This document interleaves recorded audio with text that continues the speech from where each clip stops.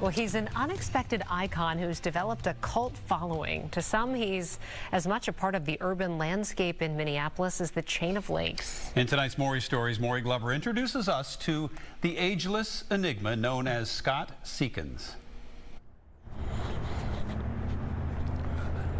I didn't plan on being this icon thing. If you've been out and about in Minneapolis, chances are you've probably spotted Scott Seekins. I mean, I didn't intend it to be anything really other than my own personal look. Maybe it was waiting for a bus in downtown Minneapolis. Well, I enjoy going out and being alive. I think it's like part of being alive. Or hanging out at a coffee shop in Uptown. The usual coffee. With his ever-present white binder. This is the walking gallery. See, people see these in the bars and they buy.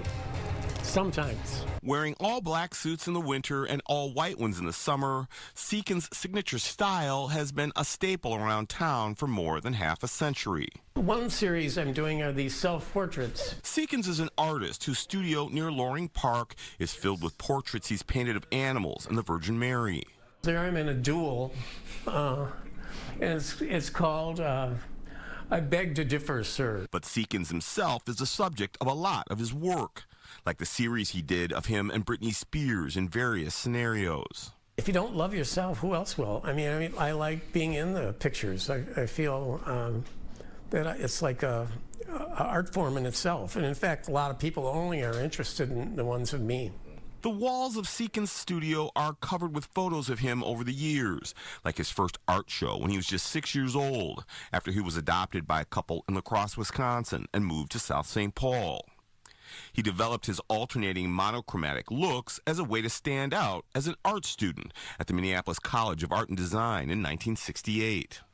I think that the town is really caught in conformity, and I was someone that wasn't into that. I was more into dealing with each person individually. I believe in the individual.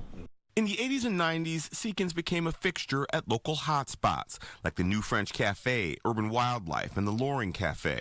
His black or white attire attracting attention, both good and bad, at art openings, bars, and restaurants alike.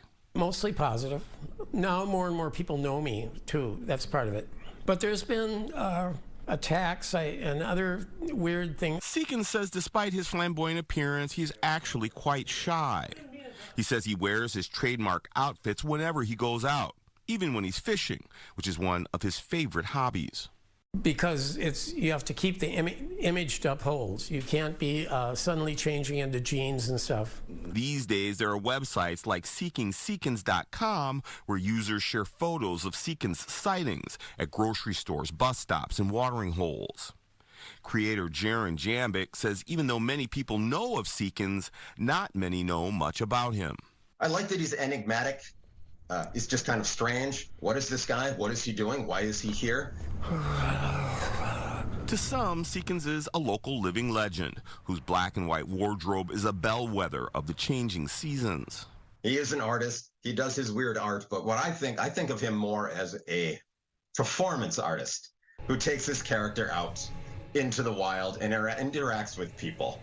And I think that's great.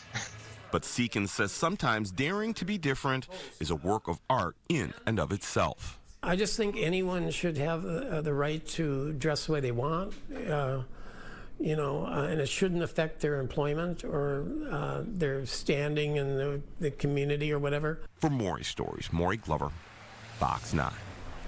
I bet a lot of people who've seen him over the years have always wondered, Hey, what is the story behind that? Yeah. So just the interesting story. I love the artwork with the animals, too. Beautiful. Well, he'll sell you one. Yes, he will. He brings the binder out. He sure will. Timber.